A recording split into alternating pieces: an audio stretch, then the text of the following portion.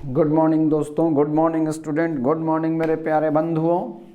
आइए अब हम लोग का जो केमिस्ट्री इन एवरीडे लाइफ का सबसे लास्ट टॉपिक जो बचा हुआ है आज हम लोग कंप्लीट कर लें, तो अगले दिन हम लोग क्वेश्चन कर लेंगे। क्योंकि आज हम लोग का सबसे लास्ट टॉपिक है ये कोऑर्डिनेशन, ये केमिस्ट्री इन एवरीडे लाइफ का। और इसके बाद हम लोग का कोऑर्डिनेशन केमिस्ट्री जो आपका बीच में रुका हुआ है और कार्बोक्सिलिक एसिड जो रुका हुआ है उसको हम लोग कंटिन्यू करेंगे। तो आइए हम लोग आज इसको ख़त्म करें और अंजाम तक इसको पहुंचा दें। ऐसे क्वेश्चंस हर साल रहते हैं, इसलिए हर किसी को ये पढ़ना चाहिए चैप्टर। ये जैसा चैप्टर है कि नॉलेजेबल चैप्टर है और किसी भी, चाहे आर्ट्स का स्टूडेंट हो, कॉमर्स का स्टूडेंट हो, टर्मोलॉजी जानना ज़रूरी है। अगर वो 10th क्लास में भी कुछ जानता है, 10th क्लास का भी केमिस्ट्री को जानता है, तो ये पढ़ेगा उसको समझ में आ जाएगा। तो आइए हम लोग देख लेते हैं। अब यहाँ पे आया था पिछले क्लास में हम लोग सिंथेटिक डिटर्जेंट के बारे में हम लोगों ने ख़त्म की थी। सोप एंड सप्निफिकेशन और सिंथेटिक ये डिटर्जेंट ख़त्म हुआ था। तो आइए हम लोग सिंथेटिक डिटर्जेंट के बारे में जानते हैं। तो कह रहा है क्या कि synthetic detergents are mainly classified into the 3 category. 3 category में इसको बांटा गया है। पहला आएगा एनाइनिक, दूसरा कटायनिक एंड थर्ड आ जाएगा non ionic. Anionic, cationic and non ionic. Anionic, cationic and anionic का मतलब नेगेटिव चार्ज होगा, कटायनिक का मतलब उस पर पॉजिटिव चार्ज होगा, नॉन आयनिक का मतलब उस पर कोई चार्ज नहीं होगा। एनाइनिक डिटर्जेंट का मतलब क्या है?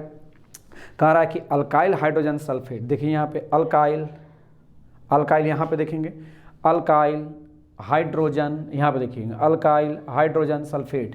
तो alkyl hydrogen sulphate formed by the treating long chain alcohol with the concentrated sulphuric acid with the neutralise with the NaOH।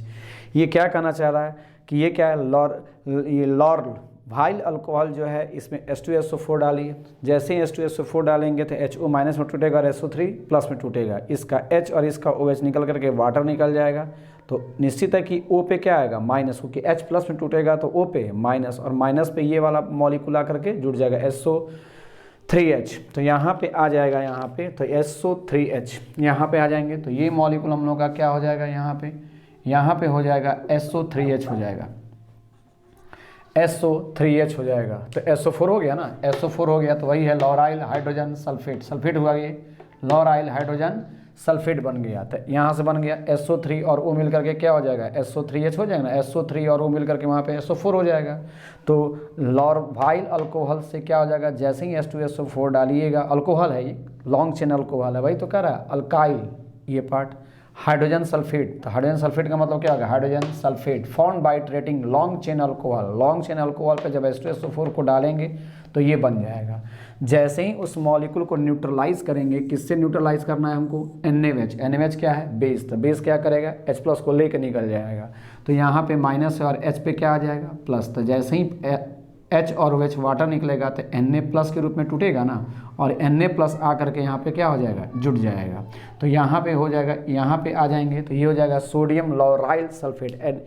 ये O है, SO3 माइनस और Na प्लस, तो सोडियम लॉराइल सल्फेट बन जाएगा। और इस प्रकार ये एनायनिक डिटर्जेंट है। जो भी आप डिटर्जेंट यूज़ करेंगे एनायनिक डिटर्जेंट, तो उसमें यही वाला मॉलिक्यूल एनायन के रूप में मौजूद रहेगा। आइए नेक्स्ट कह रहा है आप लोग का अल्काइल बेंजीन, कि alkyl benzene sulphonate are obtained by neutralising NaOH के साथ यहाँ पे करेंगे तो आपको मिल जाएगा। जैसे इसको देखेंगे डोडेसाइल, तो मतलब ये दो का मतलब क्या हो गया, दो, डेसाइल का मतलब 10, 10 2 12, डोडेसाइल। बेंजीन, यहाँ पे बेंजीन, इस पर क्या करेंगे, H2SO4 डालेंगे। जैसे ही H2SO4 डालेंगे तो CH3 CH2 का होल 11 बेंजीन, और यहाँ पे निकलेगा SO3H। अब इस मॉलिक्यूल पे हम बेस डालेंगे। बेस का मतलब क्या हो गया, NaOH। तो बस H प्लस निकलेगा, OH माइनस और Na जाके जुड़ जाएगा। तो SO3 माइनस और Na प्लस, और इस प्रकार आपका एनायनिक डिटर्जेंट का फॉर्मेशन हो जाएगा। तो इस प्रकार आपका क्या हो गया, ये भी एनायनिक डिटर्जेंट है, ये भी आपका एनायनिक डिटर्जेंट है, और इस प्रकार एनायनिक डिटर्जेंट का फॉर्मेशन आपका हो गया। इसको कॉपी कीजिए जल्दी। अब आएंगे उसके बाद से हम लोग का आएगा कटायनिक डिटर्जेंट। एनायनिक डिटर्जेंट हम लोग का कंप्लीट हो गया। अब हम लोग का आएगा कटायनिक डिटर्जेंट। कटायनिक डिटर्जेंट का मतलब देखिएगा, जब एनायनिक डिटर्जेंट की बात होगी तो उसमें सल्फर पे नेगेटिव आएगा, और कटायनिक डिटर्जेंट की जब ऑब्जेक्टिव पकड़ने का है कि कौन सा डिटर्जेंट कटायनिक है, कौन सा डिटर्जेंट एनायनिक, उसमें चार्ज नहीं देगा। तो अगर सल्फर का अगर डिटर्जेंट होगा तो वो एनायनिक हो जाएगा, और अगर नाइट्रोजन का डिटर्जेंट होगा तो वो आपका कैटायनिक हो जाएगा। और इन दोनों को छोड़ करके जो भी अगर आए वो सारा का सारा नॉन आयनिक में चला जाता है। तो यहाँ पर आपका देखिए यहाँ पे नाइट्रोजन पे प्लस आ गया है, तो यानी ये कैसा हो जाएगा, कैटायनिक डिटर्जेंट हो जाएगा। तो कह रहा है कि cationic detergent are the quaternary ammonium salts of the amines. Amines किसको बोलते हैं, पढ़ चुके हैं आप लोग, NH2 है ना, primary amine, secondary amine, tertiary amine. और ये भी तो आपका ऑब्जेक्टिव में भी आया था, मैंने करवाया भी है आप लोगों को। तो क्या है, cationic detergents are the quaternary ammonium salts of the amine with the acetate chlorides. देखिए या तो एसीटेट होगा या तो क्लोराइड्स होगा यहाँ पे, या तो यहाँ पे ब्रोमाइड्स होगा of the as amine, amine के रूप में यहाँ पे या तो क्लोरीन रहेगा या तो ब्रोमीन रहेगा और या तो क्या रहेगा, एसीटेट। तो ऐसा करिए कि यहाँ पे ब्रोमीन कर सकते हैं, यही रहेगा, या तो यहाँ पे क्लोरीन रहेगा, क्लोराइड आयन रहेगा, और एसीटेट। तो एसीटेट का मतलब यहाँ पे क्या रह जाएगा, यानी यहाँ पे रह जाएगा CH3, C double bond O और O पे माइनस। तीनों में से कोई एक यहाँ रखिएगा, ऐसे हम लिख दिए हैं यहाँ पे, और यहीं से आप लोग कर सकते हैं डिफाइन भी। तो एसीटेट क्लोराइड्स और ब्रोमाइड्स होगा, और ये डिटर्जेंट में अगर इस रूप में होगा, यहाँ पे या तो ब्रोमीन या तो क्लोरीन या तो एसीटेट रहेगा, तो इसको समझिएगा कैटायनिक डिटर्जेंट होगा। Cationic part possesses a long chain hydrocarbon, देख रहे हैं ना, ये लॉन्ग चेन हाइड्रोकार्बन है, long chain hydrocarbon chain and a positive charge on किस पे, पॉजिटिव चार्ज ये किस पे, टोटल होल पे नहीं है, ये नाइट्रोजन पे। नाइट्रोजन जब भी 4 बॉन्ड बनाता है तो प्लस आता है, तो इसे 4 बॉन्ड बनाया है, 1 2 3 एंड 4। तो पॉजिटिव चार्ज ऑन द किस पे, नाइट्रोजन एटम पे, ये हो गया। और इसका नाम जो आता है इसको बोलते हैं सिटाइल, ये है सिटाइल ट्राईमिथाइल। अमोनियम पे प्लस आ गया तो ये क्या हो गया, अमोनियम। ब्रोमाइड, ब्रोमीन है तो ब्रोमाइड, क्लोरीन है तो क्लोराइड, और एसीटेट है तो एसीटेट लगा देंगे, हो जाएगा। अब आएंगे नॉन आयनिक डिटर्जेंट। तो नॉन आयनिक डिटर्जेंट में का मतलब क्या हो गया, इसमें कोई ना कैटायन होगा ना एनायन होगा, यानी non ionic detergents do not contain any ions in their the constitution. मतलब उसके पैटर्न में कहीं पर भी ना पॉजिटिव पार्ट होगा ना तो नेगेटिव पार्ट होगा। यानी non ionic detergents are formed when the stearic acid, the stearic acid ये है 16 और एक 17 पर 17 कार्बन लगातार अगर उसमें एसिड जोड़ देंगे तो अस्टीरिक एसिड हो जाएगा। Stearic acid react with the polyethylene glycol. Polyethylene glycol किसको कहते हैं, आपको बताया गया है, इथाइलिन ग्लाइकॉल इसी को ना कहते हैं, CH2OH, और ये हो गया CH2OH, यही मेरा इथाइलिन ग्लाइकॉल है। तो बस इसमें क्या होगा, पॉलीइथाइलिन ग्लाइकॉल होगा। पॉलीइथाइलिन का मतलब CH2 यहाँ पे दिया है N, फिर CH2OH, तो ये वाला जो पार्ट बार बार रिपीट करेगा। तो देखिए यहाँ पे CH2 N बार दे दी, N का मतलब क्या होता है, पॉलीमर में पढ़े होंगे आप लोग, पॉलीइथाइलिन ग्लाइकॉल ये हो गया।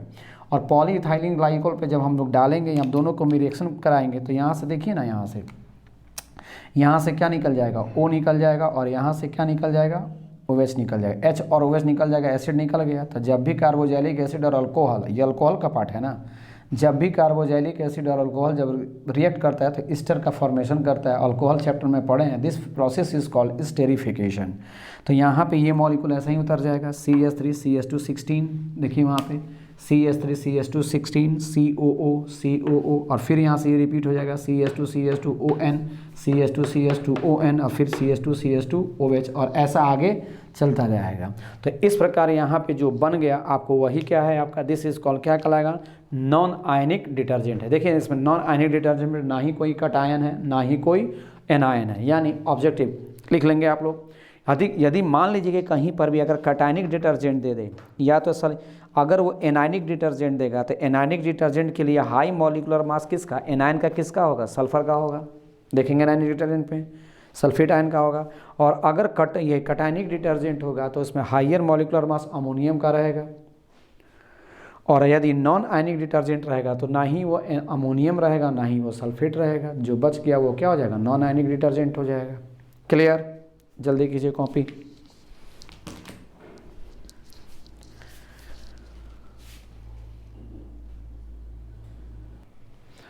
तो इस प्रकार हम लोगों का chemistry in everyday life final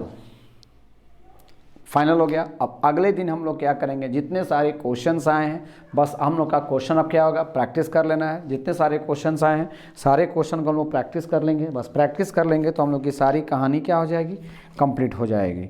तो चलिए अब अगले दिन हम लोग का जितना सारा आएगा सारा का सारा हम लोग क्या कर लेंगे, क्वेश्चन का प्रैक्टिस कर लेते हैं। जितना सारा क्वेश्चन आया सारा क्वेश्चन की प्रैक्टिस। चलिए तो आज की सभा समाप्त।